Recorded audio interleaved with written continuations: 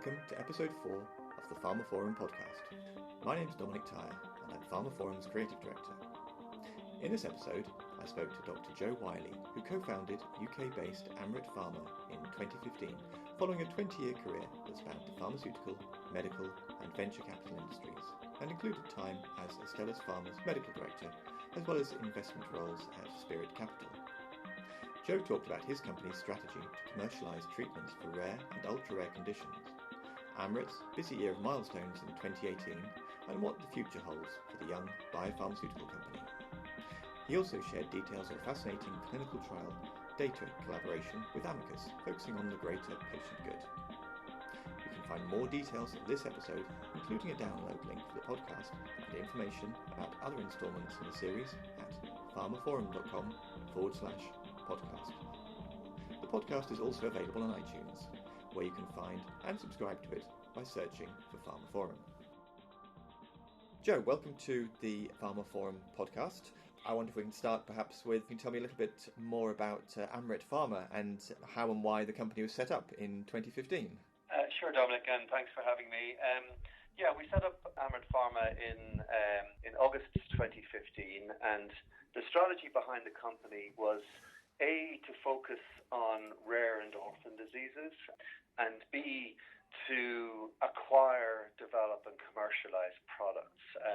So from the outset, we didn't want to be a research company, but rather we wanted to be a commercial-focused company that acquired products that other people had developed, and then be really excellent at getting those products approved and reimbursed and commercialised. That was the strategy behind the company. And did you have particular rare or orphan diseases in mind when you started the company, or was it more broadly a case of looking at what opportunities presented themselves to you? Yeah, no, there wasn't a particular rare orphan disease we were focused on in setting the company up, albeit we focused very early on epidermolysis bullosa, or EB, which I'll tell you about. But really what we wanted to do was to put the patient at the centre of the strategy of the business. In rare and orphan diseases, as you know, unlike common diseases where if you have, for example, blood pressure, you have any amount of different options in terms of treatment for that condition. In rare and orphan diseases, there's often little or indeed no option for patients who happen to have a rare or orphan disease. And therefore, there's a very high unmet medical need. And we felt that was wrong, and we wanted to be a part of the solution to try and create therapeutics, or bring therapeutics rather to market for these patients. So you're now about 3 years into the lifetime of Amryt Pharma since you set up. How has the company's strategy evolved over those years? Not in terms of what we wanted to achieve. We wanted to be a commercial company from the outset, and 3 years ago we were a startup with 2 people. So that again speaks to that strategy I mentioned to you about focusing on acquiring products and indeed other companies, and then bringing those products through to market. And as a very small company at the time, by focusing again on rare and orphan diseases, create a commercial company and bring these products to market. Because if you think about it, if there's very small numbers of patients, that also means very small numbers of treating physicians in very small numbers of centres. So we could have a commensurately small commercial footprint to be able to bring those products to patients. And we're proving that by doing.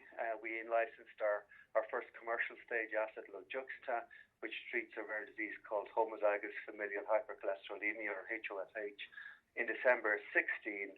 And we are now commercialising that product very successfully across Europe and across the Middle East. Okay, and so mention of Lojuxta then brings us neatly on to 2018, and it's clearly been quite a busy year for the company. What have been the key achievements, would you say, that have particularly stood out for yourself? As I said, Dominic, the strategy is to acquire, develop and commercialise products. So we achieved both a new acquisition during 2018, where we in-licensed a new gene therapy asset for epidermolysis bullosa, and we also grew our sales of Lojuxta quite considerably, and indeed we're successful and very pleased to see access for patients in the UK with a positive decision from NHS England and NICE during the period. We have three pillars in our business of growth. Our first pillar is to grow our Lojuxta business, so we've done that very well during 2018.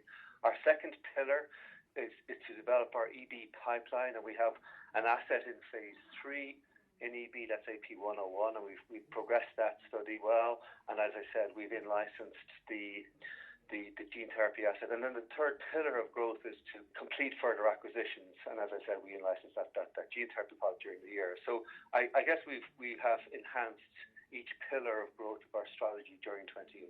Looking at the gene therapy then that you've in-licensed, can you tell me a bit about the challenges that perhaps you've faced so far, or that maybe you'd expect to face in terms of commercialising a gene therapy, as it's not clearly a very well-established area yet within the healthcare sector? Yeah, Dominic, good point. We believe on the cusp of a wave, which is a tremendously exciting area of medicine that's really just opening up right now. That is gene therapy. Obviously, there are some great examples of companies that have done very well and brought products through to market recently. Our product is different, and in that it does not require a viral vector. The majority of other gene therapy products out there require a viral vector. This is a non-viral approach, so it's a novel approach.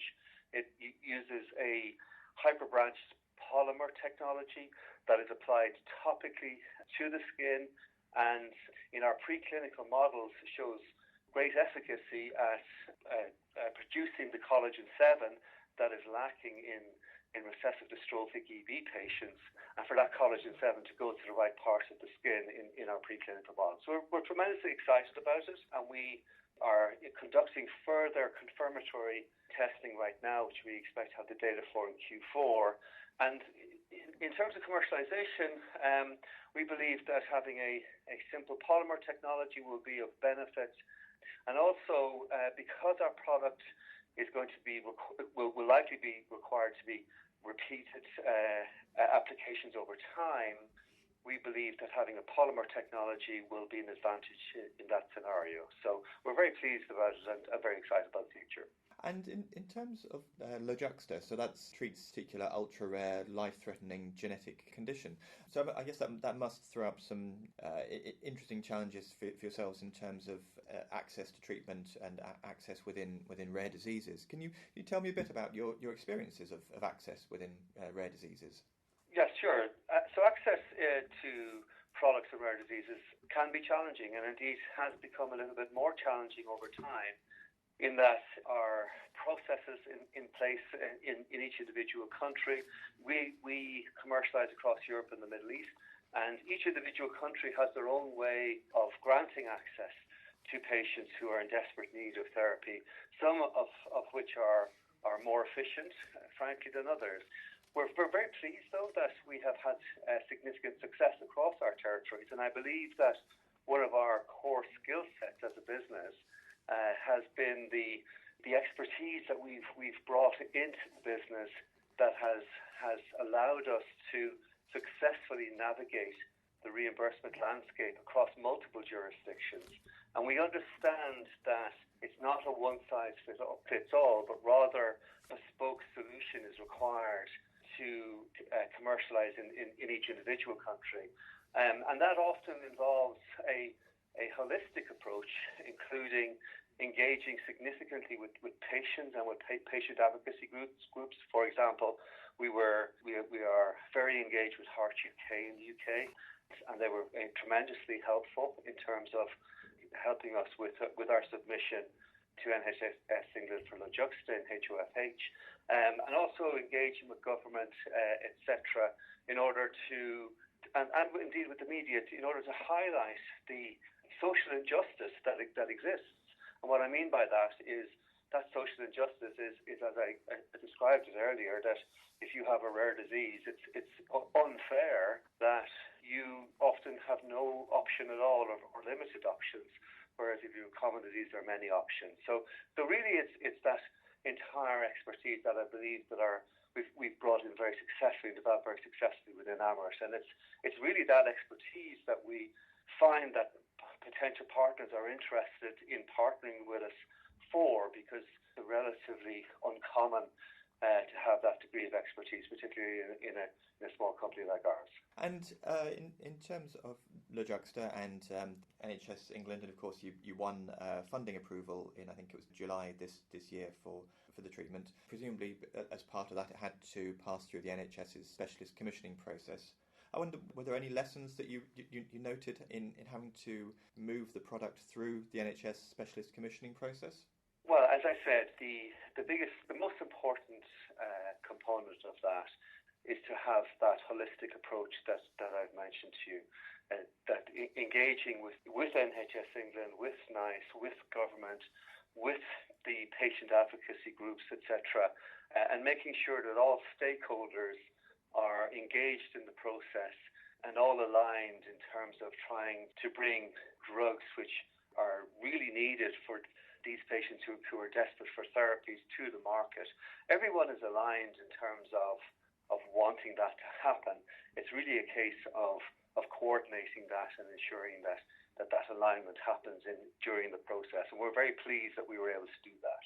And then for one of your other development assets, you had an interesting collaboration, an interesting deal that you struck with Amicus Therapeutics. So I believe they ran a trial of their own and then actually granted you data to be able to use the information from this phase 3 clinical study. How did that come about, and can you tell me a bit more about that deal? Yeah, I wouldn't call that a deal as such. Actually, it's not a deal. What it is an incredibly generous act on behalf of Amicus Therapeutics, for which they should be accoladed enormously. It is a great example of a company doing something which is in the best interest of patients that they didn't have to do.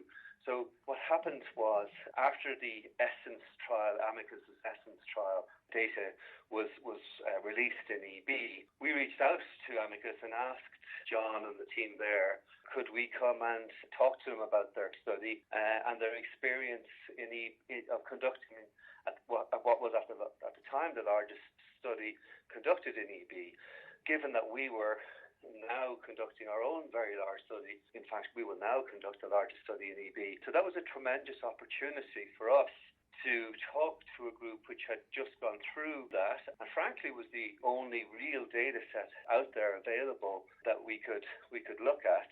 Amicus did not have to at all open their data to us, but as I said, they were enormously generous and acted in the best interest of patients, which really doesn't surprise me given that company's culture. But they opened that data to us, very generously allowed us to learn from their experience of their study, and that has really helped us to understand what we are likely to expect in our study. And indeed, because of that, we adjusted somewhat the parameters of our study from the learnings we had from looking at the Amicus data. So I think this is a tremendous example of collaboration between companies who are both focused on bringing drugs to patients and therapeutics to patients who have no other option in rare diseases, acting in the best interest of patients. And I think Amicus deserves to be accoladed, as I said, enormously for that. Absolutely. It's a lovely story of industry collaboration for the greater good. So I think that quite nicely brings us more or less up to date after what's clearly been a very busy year for your company. There's still a few months left in 2018. It'll be 2019, obviously, before we know it. So looking ahead then to the end bit of this year and on into next year, what does your company have planned? Yeah, so Dominic, I mentioned our three pillars of growth. So by way of reminder, those pillars are commercial business to drive our commercial business, and we have in fact doubled our Le Juxta business in 18 months since we acquired that product. We're very proud of that fact, bringing access to patients across our territories of Europe and the Middle East, and we will continue to drive that. We second will to continue to develop our EB pipeline. As I've said to you, we have a asset in phase 3, and we have a gene therapy asset which is coming behind that. Our asset in phase 3 is called AP101, and we have an unblinded interim efficacy analysis due in Q4 this year. That's an important point for us because that unblinded look will allow us to see if the study is continuing. Obviously, it's not unblinded to us as sponsor, but rather to a DSMB. But that will allow us to either continue the study as is, or indeed adjust the sample size if necessary, depending on what the statisticians see at that interim efficacy analysis data point in Q4. So that's an important point. And then we expect top-line data from that study in Q2 next year. And then the third pillar of the strategy is to go and acquire further products. And we are in active discussion with a number of companies to partner with those companies to help bring those products to patients in desperate need with rare and orphan diseases across our territories of Europe and the Middle East. So we're very pleased how the company has developed to date, and indeed how 2018 has gone, and we look forward to the rest of 2018 and beyond. Okay, well, Joe, thank you very much. So, and that brings us towards the end of this episode of the pharmaphorum podcast. It certainly sounds like it's exciting times for Amryt Pharma. Joe, thank you very much for joining me. Thank you, Dominic.